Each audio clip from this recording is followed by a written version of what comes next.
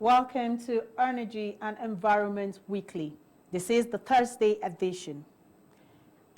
The world faces an oil surplus this year, 2020, even as demand gradually recovers from the market rebalancing with record supply cuts by producers. The Nigerian National Petroleum Corporation, NNPC, commended for its new mode of transparency and accountability. And Senate President Tax Power Sector Committee looked into the 2013 privatization deal of the nation's power sector. And still on power, the Minister of Power, Alhaji Saleh Mamun, insists the new increment on electricity tariff will take off in July. And Environment Matters, we will be back after this short break. Stay with us.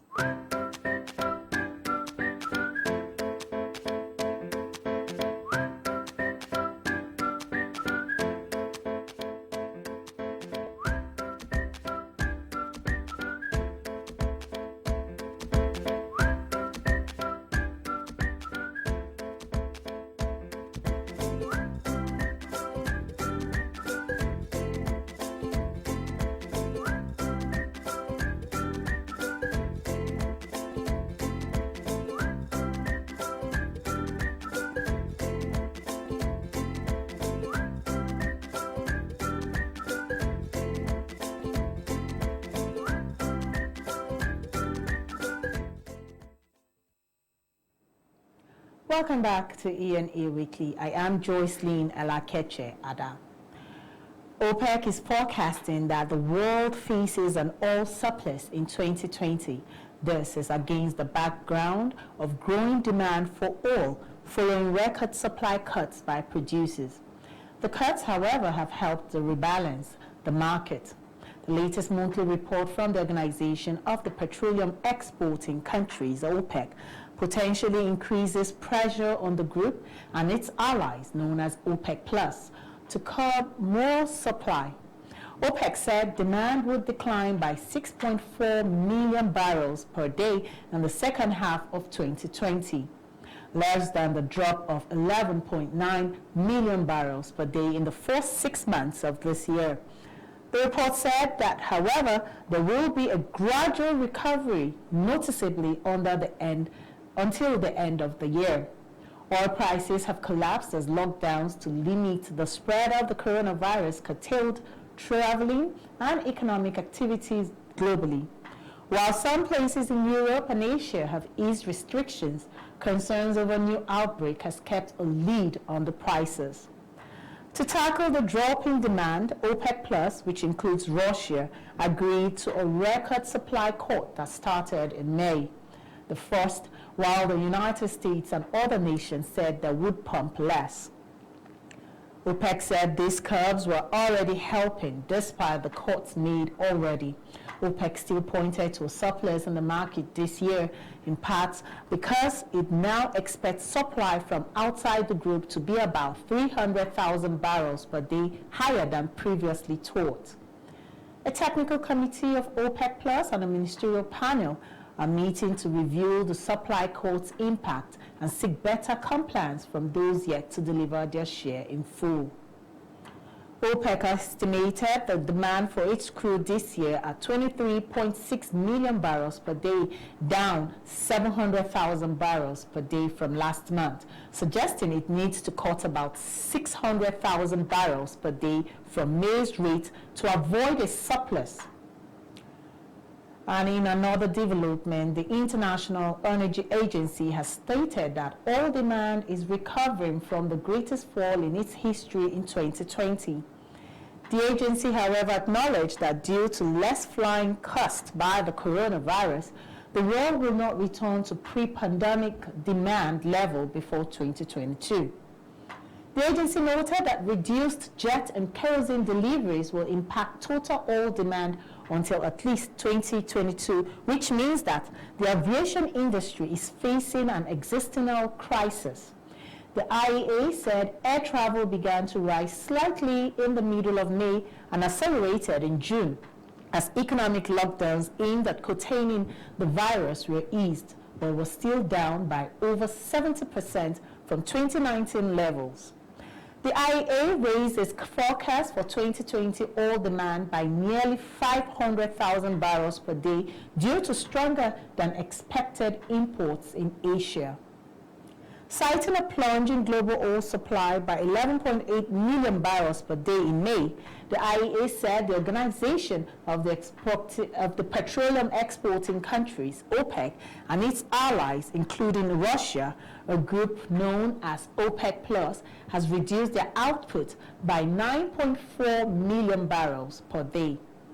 Output from countries outside the deal was down by 4.5 million barrels per day since the start of this year, while the U.S. output was set to fall 900,000 barrels per day in 2020 and another 300 barrels next year unless oil price rises encourage new shale oil investments. And on NNPC, the Nigeria National Petroleum Corporation has been commended for adopting a new mode of transparency and accountability. NNPC is getting a pat on the back at the National Assembly, where the Chairman, Senate Committee on Petroleum Resources Upstream, Senator Basi Akpan, commended the recent release of the audited financial statements of NNPC subsidiaries and business units. He remarked that the corporation has become more transparent and accountable than in the past. The senator told newsmen that the recently published audited financial statement of the NNPC also goes a long way to underscore the readiness of the new management of the NNPC under the Group Managing Director, Malam Mele Kyari, towards pursuing transparency, good governance, and accountability in the industry. Senator Akpan, who is a member of the opposition People's Democratic Party, PDP, represents Akwa Ibom Northeast Senatorial District at the Senate. He applauded the passion and the patriotism of the GND and his team, noting that this country's efforts should be made to enhance and maintain current collaboration between the executive and the legislature to improve efficiency and transparency in the petroleum industry. We'll take a break now, and when we return, Nigeria's LNG on World Spotlight. Mr. Tony Atta, the Managing Director and Chief Executive of the Nigeria NLG Limited on webinar. We will have a preview of the webinar. Stay with us.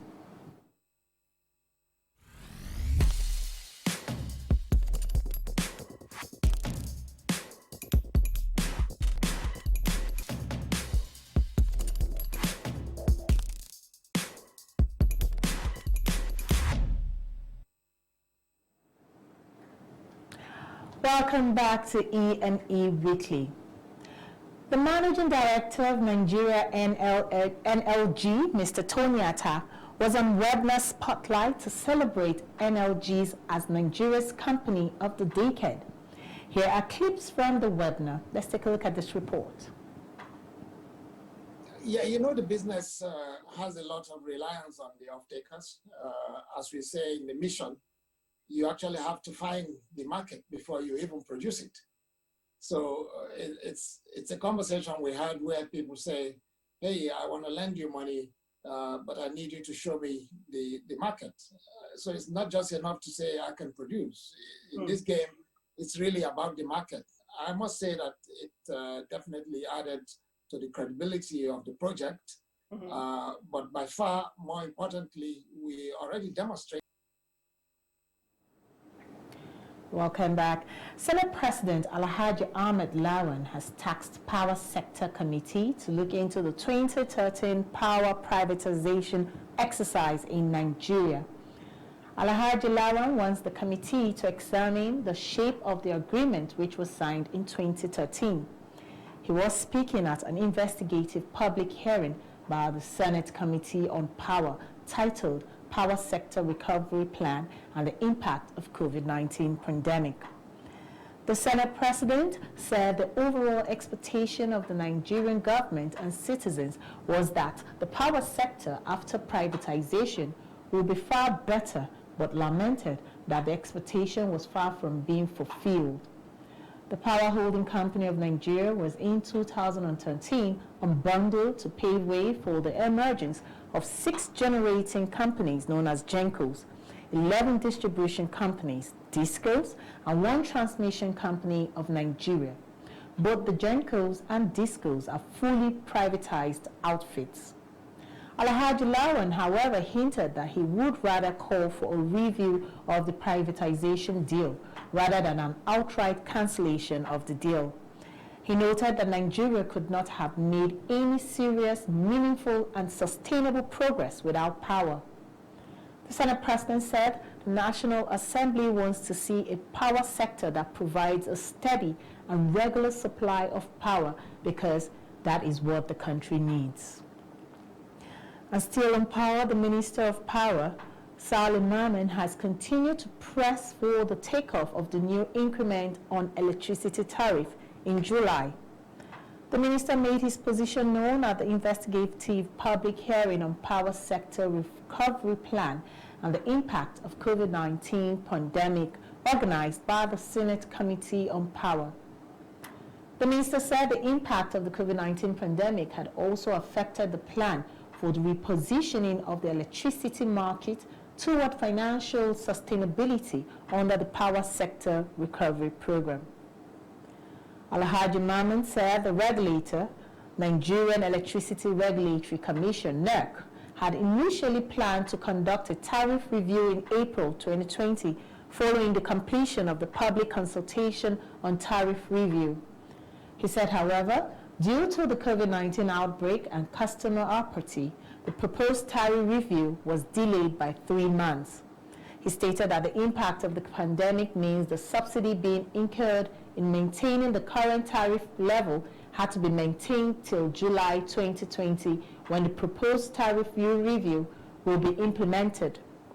The minister also said that the COVID-19 pandemic had a great economic impact, not just on the health sector, but the overall economy of the country. He added that the power sector was also grappling with the challenge of infrastructural misalignment, market inefficiency, transparency, sector governance, policy coordination, increased energy access, and completion of legacy projects. And moving on to environment. The World Day to Combat Desertification and Drought comes up on the 17th of June yearly, as Nigeria joined the rest of the world to mark the day with this year's theme, Food, Feed and Fiber. The Minister of Environment, Dr. Mohammed Mahmoud Abubakar, said about 35% of the total land area of Nigeria is threatened by desertification and drought. The minister revealed that extreme weather variation, overgrazing, exploitation of land resources through deforestation, unsustainable agricultural practices, and rapid population are some of the major drivers of land degradation and desertification. We'll take a look at this report. Buhari Area Council of the FCT was the destination of the commemoration of the 2020 World Day to Combat Desertification and Drought. The Minister of Environment, Dr. Mohammed Mahmoud Abubakar, disclosed that the government is taking tremendous efforts towards checking the menace of desertification through its development policies. Some of the policies and actions include the National Policy on Drought and Desertification, National Drought Plan, and implementation of a number of programs and projects aimed at combating desertification, land degradation, and mitigating the impact of drought, such as sand dunes, stabilization, development of shelter belts and windbreaks, woodlot establishment of drought mitigation structures, and more recently, the Great Green Wall Initiative, which involves planting of trees from the west coast of Sahara Desert to the east coast to stop the southward movement of the desert and to make it more productive. The Great Green Wall is an example of a regional program involving West African partners and is within the African sub-region. Government will continue to support this initiative and other initiatives, including the African Initiative to Combat Desertification, the Lake Chad Basin Commission, and the African Ministerial Council on Environment, AMSEN. He said the Nigerian government is in the process of going into partnership with the United Nations Convention to combat desertification and management of the risk of sand and dust storms. Government recognized the importance of partnership in tackling the hydra-headed problem of desertification. To this end, it has facilitated the involvement of other actors, including the private sector, NGO, civil society organizations, CBOs, and donor agencies. Many of these actors include the Nigerian Environmental Study Action Team, NEST, and the Nigerian Conservation Foundation are actively participating in the activities of the Global Network on Desertification. Government is also into collaboration with the FOA in implementing projects that addresses land degradation and desertification through sustainable land management for increased food security and support to communities to adapt to climate change. The Minister of State for Environment, Mrs. Sharon Ikazo, said the northern and sub-Saharan region of Nigeria are more sufferers of desertification and drought. The Minister of State was represented by the Director, Desertification, Land and Drought Management, Mrs. Mabel Okorigo Emmanuel. It is by far the most pressing environmental problem in all dry land regions of the country. Desertification and land degradation have continually led to the dwindling of the natural resource base, which is the source of the livelihood of majority of the rural populace and has resulted to pervasive poverty in the affected region. Meeting the present, future energy, water, food, and other needs of the people, particularly in already severely degraded natural resources and pervasive poverty, represent a formidable challenge. Mrs. Ikazo asked Nigerians to challenge themselves in achieving land degradation neutrality, as is the key to addressing desertification. This is possible with community involvement and cooperation of stakeholders at all levels by applying stringent measures to sustainable management of our limited resources, halt and reverse land degradation, reclaim, rehabilitate, and restore degraded lands.